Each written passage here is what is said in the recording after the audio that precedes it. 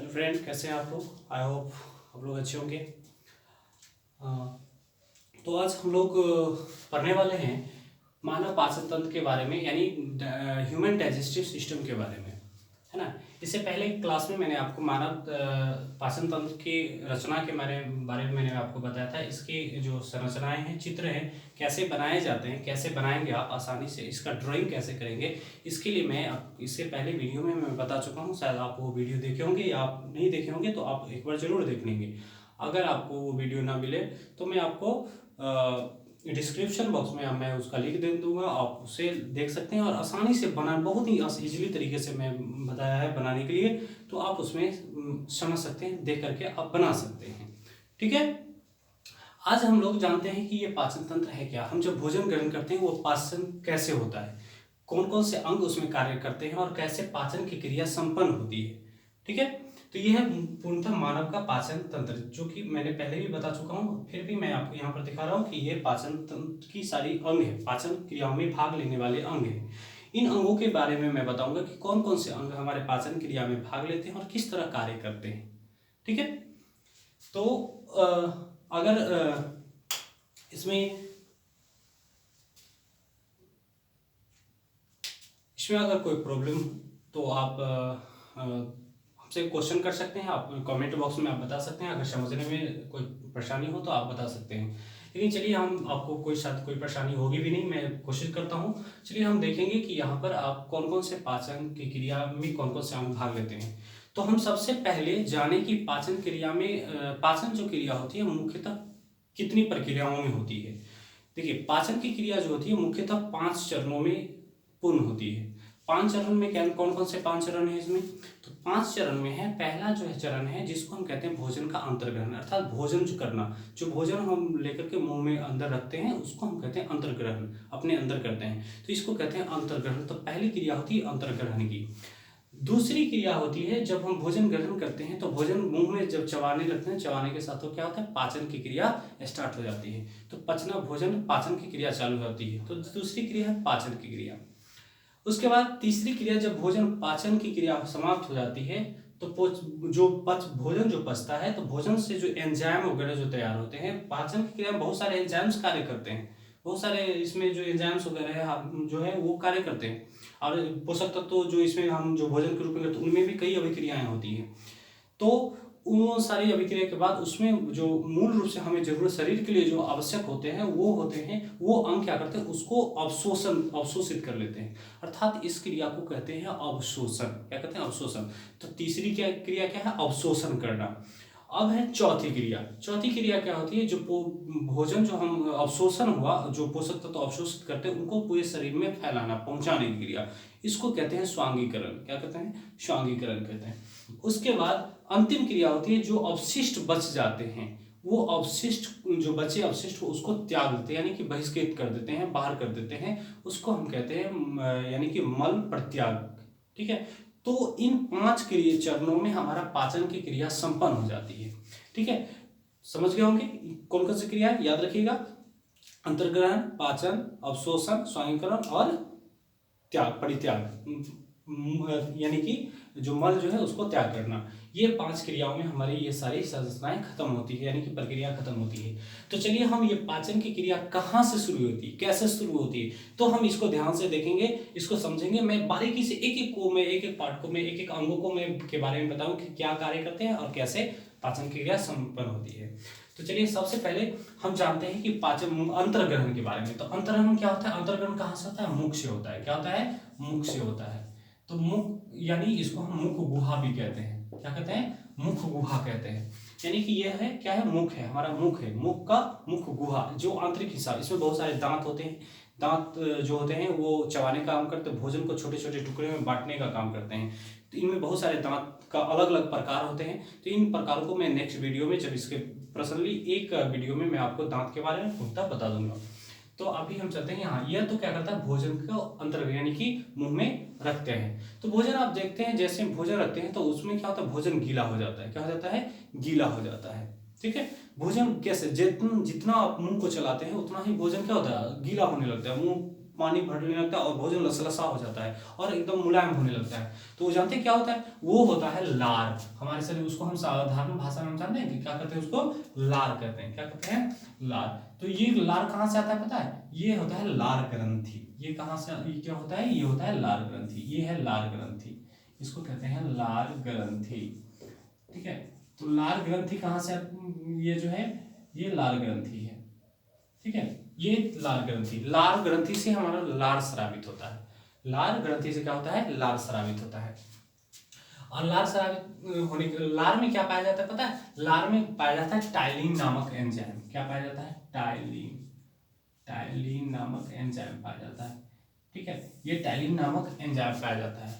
ये टाइलिन नामक एंजाइम जो है हमारे जो भोजन करते हैं उसको गलाने में मदद करता है, यानी कि उसको मुलायम करने में मदद करता है, जिससे हम आसानी से चबा करके उसको मुलायम कर देते हैं और लसलसा चुकी होता है तो हमारे शरीर के अंदर यानी कि पाचन में की आगे की प्रक्रिया को करने में मदद करता है, यानी आगे करने में मदद करता है। ठीक है, तो ये हो गया लार ग्रंथि। मुख गुहा से, इसके बाद ये लार ग्रंथि। अब जानते हैं कि इसके भोजन में क्या हो रहा है? उसके लिए सबसे पहले हम सांस भी लेते हैं। तो सांस लेने की क्रिया यानी सांस लेने के लिए भी एक अंग पाए जाते हैं, जो कि सांस की नली और मुख की नली यहाँ से एक साथ जुड़ी हुई होती है कि उसी के साथ हम भोजन भी जाता है और सांस भी जाता है।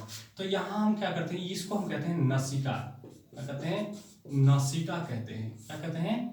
नसिका। याद रखिएगा, ये सांस लेने की जो अंग है इसको कहते हैं नसिका। इसके द्वारा हम हवा करते हैं, ऑक्सीजन लेते हैं। ऑक्सीजन जाते हैं हमारे शरीर के लिए कितना जरूरी होता है? फेफड़ों में जाता है। और यहाँ भोजन की क्रिया में भी ऑक्सीजन की आवश्यकता होती है, पाचन क्रिया में भी। और साथ में ये हमारे ये क्या करता है? भोजन के पाचन के बाद उसका जो एंजाइम्स रक्त होता है उसको हमारे शरीर में पहुंचाने का काम करता है। तो इसके बारे में मैं फिर मैं बताऊंगा। तो अभी यहाँ पर पाचन क्रिया में देखेंगे। ये होता है चूंकि इससे जुड़े हुए अंग है, इसीलिए हम इसको मैंने बताया कि ये क्या है? नसिका। इसको क्या कहते हैं? नसिका। इससे सांस क्रिया होती है। अब ये जो मुख गुहा से जो भोजन जो चबाने के बाद भोजन कहाँ आता है? ये जो इसके माध्यम से कहाँ आता है? यानी कि ये इसके माध्यम से यानी कि अमाशय में आता है। लेकिन ये डायरेक्टली अमाशय में नहीं आता। आप जानते हैं कि ये सांस भी, हवा भी हम ले रहे हैं और भोजन भी ले रहे होते हैं। तो यहाँ पर क्या होता है कि इसके रास्ते में क्या होता है कि यहाँ पर एक ग्रंथि पाई जाती है, एक रचना पाई जाती है। और यहाँ पर रचना जो होते हैं ना, ये रचना, इसको यहाँ पर इसको हम कहते हैं, ये जो भाग है इसको कहते हैं ग्रसनी कहते हैं। क्या कहते हैं? ग्रसनी। और ग्रसनी अर्थात इसको हम कहते हैं ग्रास नली। ग्रास नली भी कहते हैं। क्या कहते हैं? ग्रास नली। इसकी जो नली होती है उसको ग्रास नली कहते हैं। और ये जो भाग है इसको हम कहते हैं ग्रसनी कहते हैं। क्या कहते हैं? ग्रसनी। ये जो अंदर की जो हिस्सा होती है इसको कहते हैं ग्रसनी। ये जो यहाँ पर स्वरी यंत्र वगैरह जो होता है इसको ट्रैकिया कहा जाता है। ट्रैकिया वगैरह का भाग जो होता है इसको श्वसन की क्रिया के लिए आता है। यहाँ पर स्वर यंत्र भी होते हैं, यानी श्वसन जहाँ से हमें आवाज निकलती है। तो हम यह जाने कि ये भोजन जो है क्या करता है? ये जो ग्रसनी से होकर, ग्रास नली से होकर कहा जाता है अमाशय में जाता है। अमाशय के यहाँ जो ग्रास नली यानी ग्रसनी के मध्य, ग्रसनी दो भागों में खुलता है। एक होता है जिसको हम कहते हैं कंठ द्वार, एक होता है निगल द्वार। ठीक है, निगल द्वार और कंठ द्वार। निगल द्वार द्वारा क्या करते हैं? भोजन को करते हैं। और कंठ द्वार जो होता है जहां से हम सांस यानी हवा अंदर की ओर जाता है। और हवा जाने के, अब समझिए कि दो हवा यहाँ जाएगा तो हवा तो फेफड़ा का वो अलग रास्ता है और भोजन का अलग रास्ता, तो जाता कैसे है? तो जाने के लिए जानते हैं कि यहाँ पर एक क्या होता है? एक संरचना होती है, छोटी सी एक संरचना होती है। वो संरचना क्या करता है पता है? ट्रैफिक पुलिस का काम करता है। ट्रैफिक पे आप देखें कि ट्रैफिक पर जब जाते हैं तो वहाँ एक ट्रैफिक पुलिस होती है जो कि आपको रास्ता, एक बगल का रास्ता रोक, एक गाड़ी आती है तो एक बगल से रोक देता है, दूसरी गाड़ी को पास करा देता है। फिर जैसे ही वो गाड़ी पास कर जाती है तो फिर इधर से वो गाड़ी को पास करा देता है। तो यहाँ पर एक ट्रैफिक का काम करता है, ट्रैफिक पुलिस का काम करता है। कौन? यहाँ पर एक छोटी सी रचना, जानते हैं ये रचना को वहां तो कहते हैं, क्या कहते हैं? Traffic police. इसको क्या कहते हैं पता है? इसको कहते हैं एपिग्लॉटिस। एपिग्लॉटिस क्या कहते हैं? एपिग्लॉटिस कहते हैं। याद रखिएगा, इसको क्या कहते हैं? एपिग्लॉटिस कहते हैं। यहाँ पर ये जो रचना पाई जाती है इसको कहते हैं एपिग्लॉटिस। ठीक है, तो ये क्या करता है? जैसे ही भोजन वहां से आता है, भोजन का जो छोटे छोटे जो एक गोले बन करके आते हैं, वो क्या होता है कि यहाँ पर जैसे ही आते हैं तो ये क्या करता है? तुरंत उसको यानी कि सांस की नली को क्या करता है? क्लोज कर देता है, नीचे की ओर आ जाता है, यानी कि लीवर की तरह काम करता है। जैसे आपने देखा होगा कि बांस वगैरह का जो होता है रास्ते वगैरह में देखे होगा कि लगा देता है बच्चा वगैरह, क्या करता है उसको फिर नीचे घिस देता है, चंदा वगैरह उछलना होता है तो कर देता है, फिर उसको छोड़ता है, फिर ऊपर चला जाता है, फिर रास्ता क्लियर हो गया। तो ठीक उसी प्रकार ये क्या कार्य करता है एपिग्लॉटिस। आप चाहे वो तो दोनों का आप समझ, ट्रैफिक पुलिस का भी आप समझ गए और ये भी समझ गए। तो ये क्या, तो ऊपर नीचे ये तो बताता ही, इंडिकेट भी करता है, साथ साथ में ऊपर नीचे बैरियर, जो जिसको हम लोग बैरियर कहते हैं, बैरियर का भी काम करता है। ये क्या करता है, जैसे ही ये मतलब ऊपर नीचे होते रहता है, तो क्या करता है, जैसे ही भोजन आता है ना, तो ये क्या करता है, ये नीचे की ओर यानी कि उसकी नली को ढक देता है, यानी कि सांस की नली को ढक देता है। जैसे ही सांस की नली को ढक देता है, तो ये क्या कर जाता है, दूसरे रास्ते में ये यानी कि भोजन के रास्ते में, यानी कि आमाशय के जो पाचन क्रिया इसमें चला जाता है ना, इसमें ये आसानी से चले जाते हैं। जानते हैं ये जो नली होती है, ये एक बहुत ही कंकुचन यानी सख्त नली, सख्त नली का मतलब कि ये बहुत ही जटिल होती है नलियाँ, जिसमें कि भोजन ऐसे ही डायरेक्टली चले नहीं जाते। आप भोजन मुंह में चाहते गटकते देखते हैं आप, धीरे धीरे गटक गटक लग गया कि यहाँ आया, यहाँ से यहाँ गया, यानी छोटे छोटे गोले के रूप में अंदर जाते हैं। अब गोले के रूप में कैसे जाते हैं पता है, ये डायरेक्ट होंगे तो क्या होगा, आप खड़ा रहेंगे तो अंदर चला जाएगा, गिरे सोएंगे तो सीधा ऊपर हो जाएगा, पाचन क्रिया होगी नहीं, आप गटक ही नहीं सकते।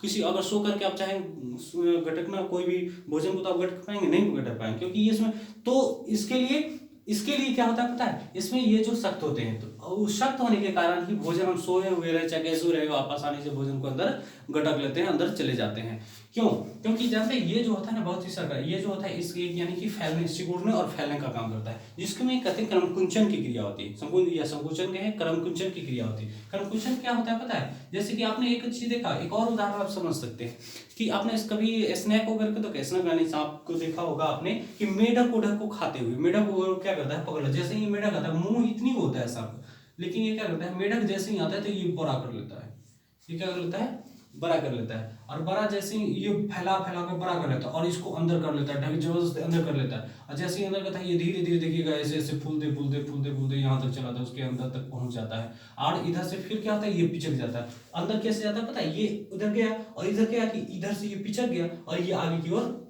बढ़ गया। ठीक उसी प्रकार इसको हम कहते हैं क्रमकुंचन की क्रिया। तो ये क्या करते हैं, इसी तरह ये हमारे छोटे छोटे क्या करते हैं, ऐसे ऐसे ये जो होता है ऐसे होता है, यहाँ पर आया, फिर यहाँ पर आकर यहाँ पर फूल गया, फिर ऐसे फूल गया, ऐसे ऐसे करके ये हमारे शरीर में आकर और यहाँ पर आकर के जमा हो जाता है। ठीक है, क्या होता है, जमा हो जाता है।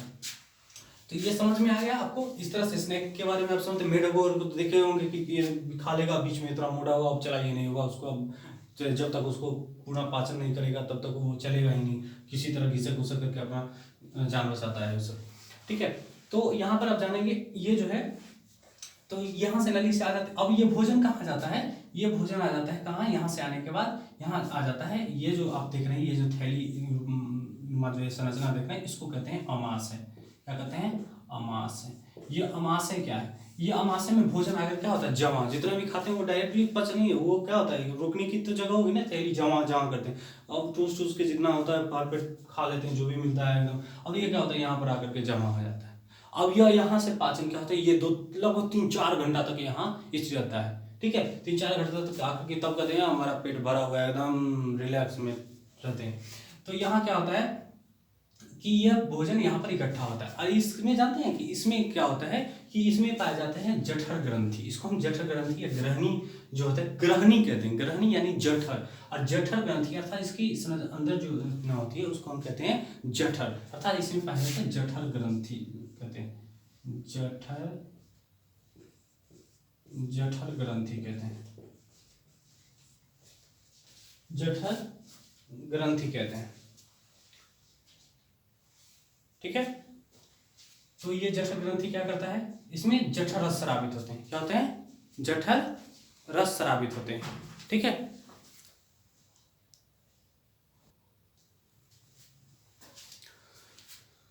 ठीक है, तो ये क्या होता है, जठर ग्रंथि, इसमें जठर रस स्रावित होता है। क्या होता है, जठर रस स्रावित होता है। जठर रस में क्या होता है पता है, हाइड्रोक्लोरिक अम्ल होता है, यानी HCl होता है। क्या होता है, HCl होता है, म्यूकस होता है, और इसमें एक और होता है जिसको पेप्सिनोजीन कहते हैं। क्या कहते हैं, पेप्सिनोजीन। ये हाइड्रोक्लोरिक अम्ल जो होता है, ये अम्ल इसमें स्रावित होता है, इसके अंदर से, इसके ग्रंथि से हाइड्रोक्लोरिक अम्ल स्रावित होता है। हाइड्रोक्लोरिक अम्ल का कार्य क्या है पता है, ये अम्ल जो भोजन होता है उसको अम्लीय करता है। अम्लीय इसलिए करता है, जो हम भोजन कर रहे होते हैं तो जानते हैं कि उसमें बहुत सारे जीवाणु वगैरह भोजन के साथ हम ग्रहण कर लेते हैं। पता है, बहुत सारी चीज़ें हम ग्रहण करते हैं, जैसे फल वगैरह को खाते हैं ऐसे बिना धोए खा ले, तो और इसलिए कहा जाता है हाथ धोकर खाएं या अच्छी तरह से स्वच्छ करके खाएं, है ना। तो ये क्या करता है कि जो भी हमारे शरीर में जो भोजन के साथ जो बैक्टीरिया जीवाणु वगैरह जो आते हैं, उनको क्या करते हैं, ये जठरांश जो है HCl जो है इसको नष्ट कर देते हैं, उसको नष्ट करने का काम करते हैं।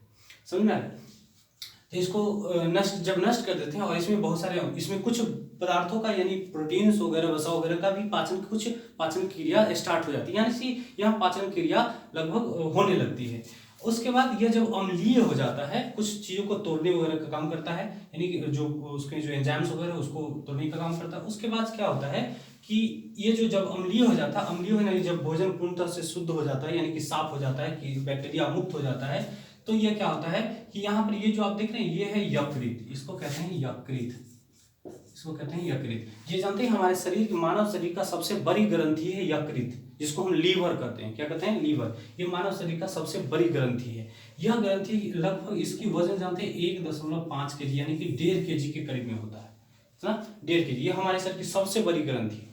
इसमें क्या होता है कि इसमें से एक हार्मोन जो एंजाइम स्रावित होता है वो उसको कहते हैं पित्तरस, है ना, ये पित्त। और ये पित्त जो स्रावित होता है वो पित्त कहाँ होता है? एक थैली में जमा होता है, जिसको ये देख रहे हैं आप, ये थैली जो ये हरे कलर की होती है, हरे और पीले, हल्के पीले कलर की और हरे रंग की होती है, जो होता है इसको हम कहते हैं पित्ताशय। इस ग्रंथि को कहते हैं पित्ताशय, याद रखिएगा, इसको कहते हैं पित्ताशय। ठीक है। और पित्ताशय में क्या पाया जाता है? पित्तरस।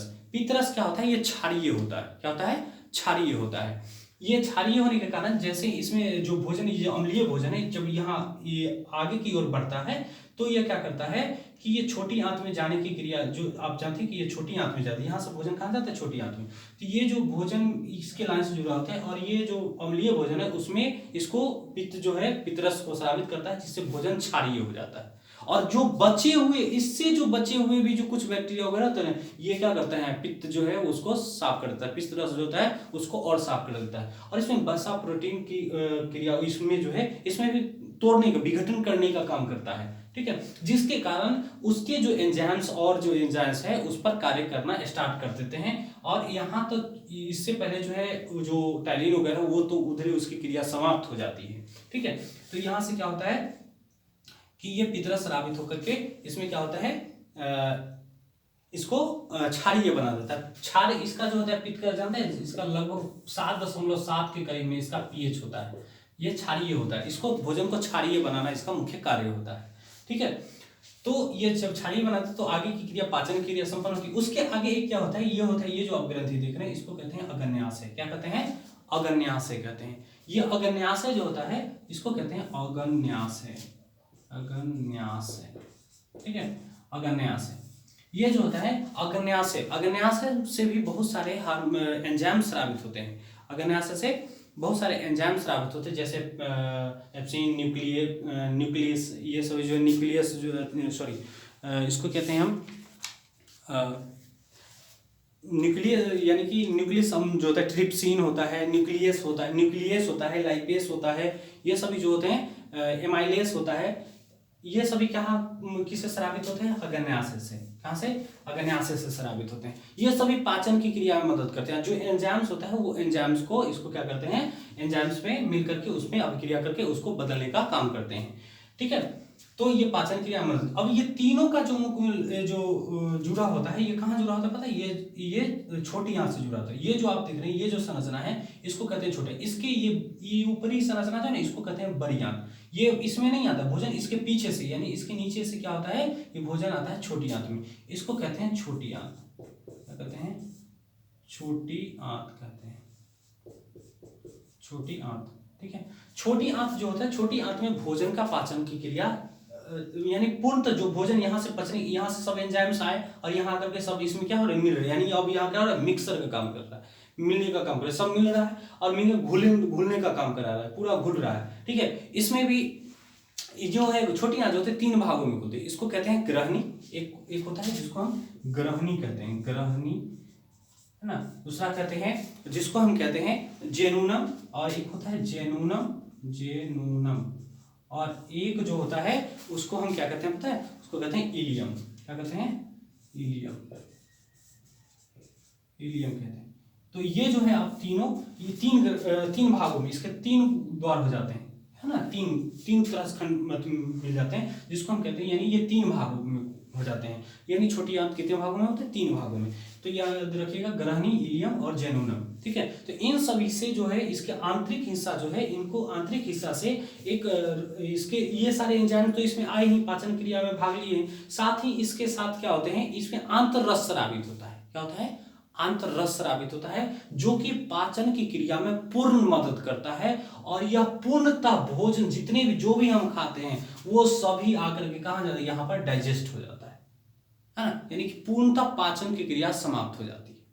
पाचन की क्रिया पूर्णतः पाचने की क्रिया समाप्त हो जाती है। अब पचने की क्रिया के बाद क्या होता है, तो इसमें पाए जाते हैं ऐसे ऐसे एक जो विलाई जो होता है, विलाई इसको कहा जाता है। विलाई मतलब यानी कि इसको हम रसांकुर कहते हैं। रसांकुर, इसमें क्या होता है कि रक्त का संचलन होता है, इस तरह से संरचना पाई जाती है। आप इसको देखें तो यानी कि एक ऐसे ऐसे देंगे, इसमें देखेंगे इस तरह से संरचना है। इसके अंदर में क्या होता है कि यानी कि रक्त की लाइनें होती है, यानी कि इसके नसें जो होती है, रक्त का संचलन तंत्र जो होता है ये इसमें पाए जाते हैं, और इसके मध्य में ये, तो ये इसी तरह से संरचना आती है। अब ये क्या करता है, ये रसायन, ये जो है ये मुख्य रूप से भोजन जो अपचित भोजन जो हुआ उसका जो एंजाइम है इसको अवशोषित करने का काम करता है। ये क्या कर लेते हैं, भोजन को में जो पाए जाने वाले एंजाइम है उसको अवशोषित कर लेते हैं, ठीक है।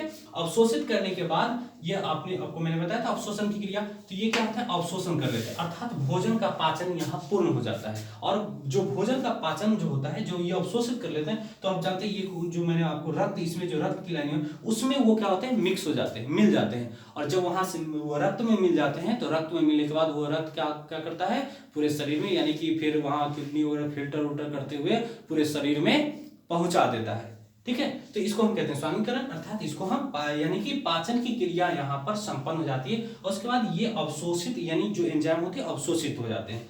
और इसके बाद जो बचता है वो गीला पदार्थ, यानी कुछ फिर भी वो गीला होता है जो पाचन क्रिया में जो बच गया, उसके बाद क्या बच जाता है, अवशिष्ट बच जाता है। अवशिष्ट जैसे कि आपने देखा होगा जूस वगैरह जो पीते हैं, जूस वगैरह पीने के बाद क्या होता है, रस अलग हो जाते हैं और फिर उसका जो अवशिष्ट होता है वो अलग निकल जाता है। अर्थात वो जो बचता फिर भी उसको वो तो पूर्णतः निकल जाते हैं, लेकिन यहाँ पर कुछ देर यहाँ होते हैं, इसमें कुछ गीले हो जाते, गीले रहते हैं, क्योंकि बहुत सारे एंजाइम से जल वगैरह की मात्रा, पानी वगैरह की मात्रा सब इसमें आते हैं। तो वो क्या होता है पता है, वो जब इसमें पाचन की क्रिया पूर्ण हो जाती है, अर्थात पाचन क्रिया पूर्ण कहाँ होती है, छोटी आंत में।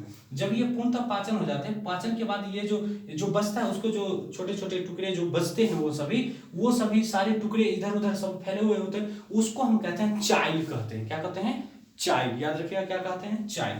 चाइल के बाद वो क्या होता है, वो चाइल कहाँ आता है, उसके बाद कहाँ चला आता है, ये चलाता है बड़ी आंत में। बड़ी आंत जानते हैं, ये जो बड़ी आंत है इसको हम कहते हैं बड़ी आंत, ये है बड़ी आंत, ये है बड़ी आंत। जानते हैं ये छोटी आंत जो होती है, छोटी आंत बहुत बड़ी होती है, लगभग इसकी जानते हैं 6 मीटर होता है। कितना होता है, 6 मीटर होता है। और ये होता है छोटा होता है, इससे यानी 1.5 मीटर के करीब में होता है, यानी 1.5 मीटर, सेंटीमीटर मीटर के समझिएगा, मीटर करीब में होता है, अर्थात 6 मीटर। तो आप कहिएगा कि यहाँ पर तो आप जानते हैं कि ये छोटा सा कितना, एक छोटे से जगह में एडजस्ट होता है, मोर मेरा उड़ करके जो अतरी उतरी जो होता है सब इसमें कहते हैं। जैसे कि आप छोटे से बॉक्स में क्या कीजिए, रस्सी वगैरह को लपेट उपेट आप पूरा सीधा रखिए तो बहुत बड़ा जगह चाहिए, लेकिन आप उसको एडजस्ट छोटे जगह में करेंगे, क्या करेंगे, उसको मोड़ उड़ करके उसमें खोस देते हैं छोटे से बॉक्स में, तो वो एडजस्ट हो जाता है। ठीक उसी तरह ये हमारे एडजस्ट रहते हैं, ठीक है। तो इसकी मीटर लगभग कितनी होती है, 6 मीटर होती है। और इसकी बड़ी आंत, अब बड़ी आंत इसको क्यों कहते हैं, तो जानते हैं इसकी जो चौड़ाई, मोटाई जो होती है, गोलाई जो होती है वो कम होती है,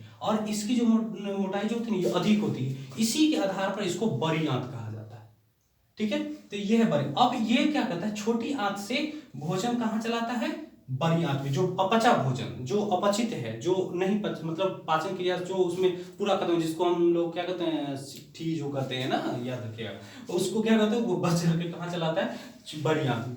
अब बड़ी इसको क्या कहते हैं पता है, ये जो संरचना है इसको कहते हैं कोलोन। क्या कहते हैं, कोलोन कहते हैं, ठीक है, कोलोन कहते हैं, कोलोन या कोलोन कहते हैं, ठीक है। ये कोलोन जो है, ये कोलोन इसको कहते हैं कोलोन, ठीक है ना। अब ये कोलोन, ये जो है बड़ी आंत, बड़ी आंत के बाद ये जो है, ये जो पूरी संरचना इसको कोलोन कहा जाता है, ठीक है, ये सब है ना इसको। अब ये क्या, कोलोन में क्या होता है कि इसमें पाचन की क्रिया नहीं होती, बड़ी आंत पाचन की क्रिया समाप्त हो गई, अब इसमें कोई कार्य नहीं, पाचन पूर्णतः हो गया। अब जो अपचित भोजन जो बचा, वो अपचित भोजन कहाँ आ गया, इसमें, किसमें, बड़ी आंत में, कोलोन में। अब ये कोलोन क्या करेगा, इसमें यहाँ जो आएगा, यहाँ होता है रेक्टम, इसको कहते हैं रेक्टम। रेक्टम समझते हैं, रेक्टम का मतलब यानी कि मलाशय, मलाशय, क्या कहते हैं, मलाशय। मलाशय जो होता है, ये मलाशय में आकर भोजन का अपचित भोजन होते हैं वो जमा रहते हैं, क्या होते हैं, जमा हो जाते हैं।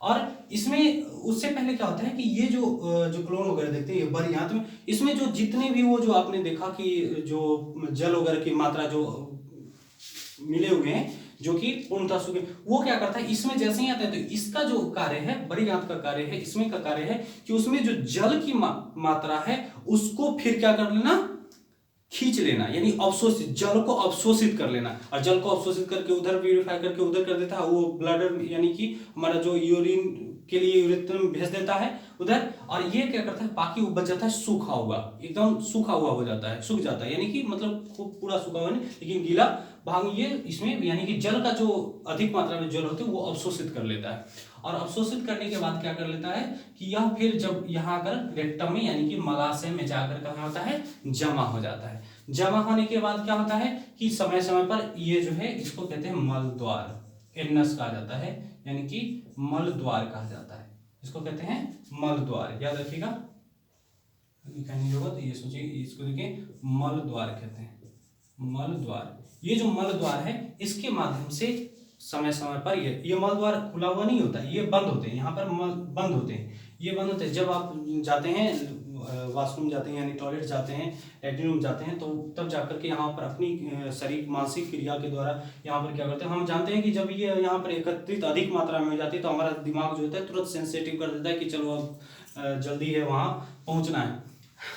तो यहाँ पर क्या होता है, अब यहाँ जाते हैं तो वहाँ पर कहते हैं ये मल, इसका जो आंतरिक जो भाग है ये फैलता है, फैलने के बाद ये मल द्वार के द्वारा जो अवशिष्ट भोजन जो बचा वो क्या होता है, बाहर हो जाता है, अर्थात ये मल त्याग की क्रिया समाप्त हो जाती है, अर्थात इसको कहते हैं मल त्याग करना। ठीक है, अर्थात ये पाचन की क्रिया इस तरह से हमारा संपन्न हो जाता है।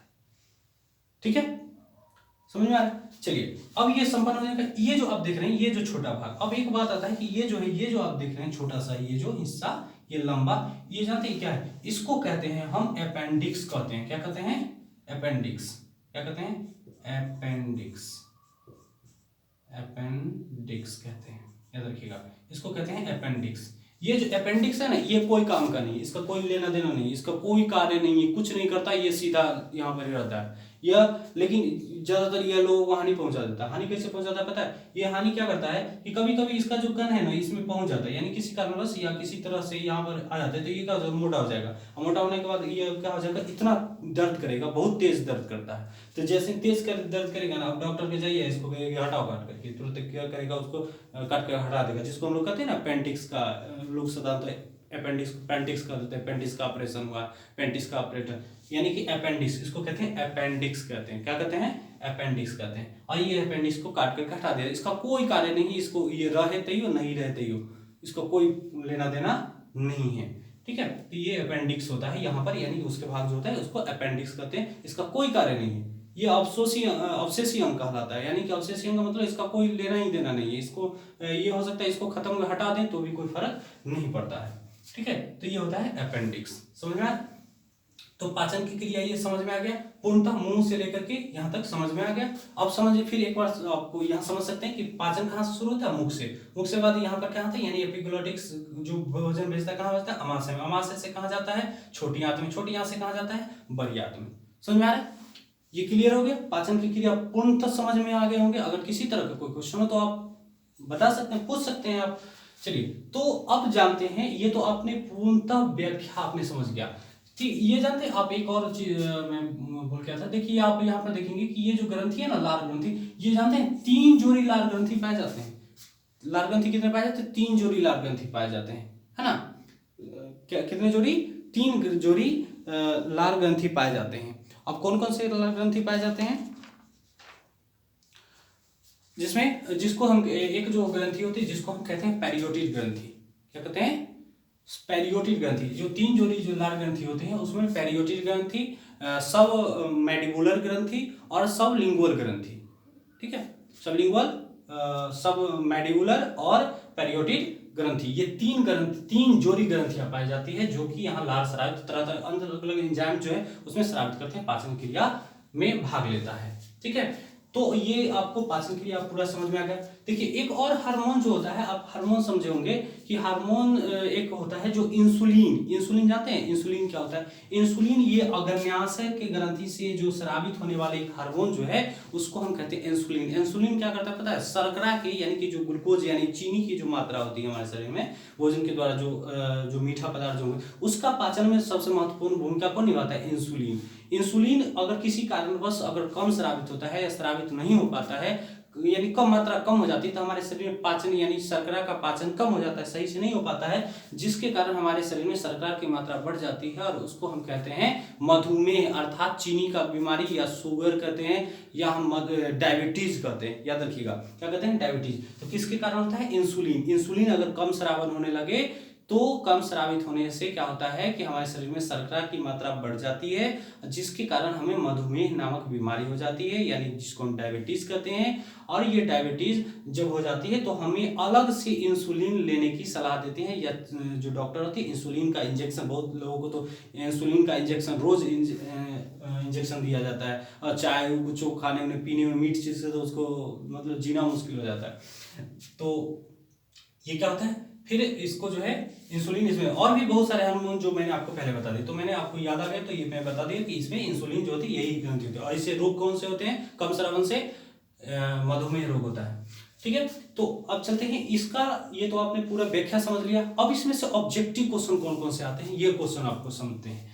तो चलिए हम ऊपर से हम एक बार फिर ऑब्जेक्टिव क्वेश्चन को मैं इसमें से छाड़ देता हूँ, आपको याद दिला देता हूँ कि कौन कौन से ऑब्जेक्टिव क्वेश्चन इसमें पाए जाते हैं, कौन कौन से ऑब्जेक्टिव क्वेश्चन पूछे जाते हैं। तो सबसे पहले ऑब्जेक्टिव क्वेश्चन जो इसमें पूछा जाता है ये पूछा जाता है कि आहार नाल जो होते हैं, पूरे आहार यानी पाचन तंत्र जो होते हैं, इसकी लंबाई कितनी होती है? तो याद रखिएगा इसकी लंबाई 8 से 10 मीटर होती है, यानी कि पूर्णतः ये तो आपने समझ गया 6 मीटर तो यही होता है, तो यानी कि 7.5 मीटर यही हो गया, और बाकी ये सारे अंग मिल करके लगभग कितने हो जाते हैं? 8 से 10 मीटर हो जाते हैं। कितने? 8 से 10 मीटर होते हैं। अब समझिए इतनी अंग में कितना सारा चीजें हैं, कितने सारे अंग कार्य कर रहे हैं, तो ये 8 से 10 मीटर होते हैं। और तो क्वेश्चन पूछा जाता है कि इसके आहार नाल की लंबाई कितनी होती है? तो याद रखिएगा 8 से 10 मीटर। दूसरा क्वेश्चन पूछा जाता है कि यानी कि भोजन का पाचन कहाँ से शुरू होता है? तो भोजन का पाचन कहाँ से शुरू होता है? याद रखिएगा मुख गुहा से। भोजन का पाचन मुंह में चलते चबाना स्टार्ट करते हैं, लार स्रावित होता है, और वो क्या होता है कि पाचन क्रिया वहां से स्टार्ट होने लगती है। तो भोजन का पाचन कहाँ शुरू होता है? मुख गुहा से। तीसरा क्वेश्चन है कि ये लार ग्रंथि से लार स्रावित होता है। तो लार की ग्रंथि कितने ग्रंथि पाए जाते हैं? तो 3 जोड़ी लार ग्रंथि पाए जाते हैं। कितनी जोड़ी? 3 जोड़ी। अब कहता है कि चौथी क्वेश्चन है कि लार में कौन सा एंजाइम पाया जाता है? तो टाइलिन नामक एंजाइम पाया जाता है। कौन सा? टाइलिन नामक एंजाइम पाया जाता है। याद रखिएगा लार में कौन सा एंजाइम? टाइलिन। ठीक है, उसके बाद यहाँ क्या होता है, जो भोजन को या और भोजन नली में भेजता है, और इसको यानी सांस नली में, इसमें पाए जाने वाली जो एक रचना होती है इसको क्या कहते हैं? कहते हैं एपिग्लॉटिस कहते हैं। क्या कहते हैं? एपिग्लॉटिस कहते हैं। यह क्या होता है? उसके बाद भोजन कहाँ आता है? तो अमाशय में आता है। अमाशय में कौन सा स्रावित होता है? तो HCl। HCl कहाँ स्रावित होता है? अमाशय में। और भी इसमें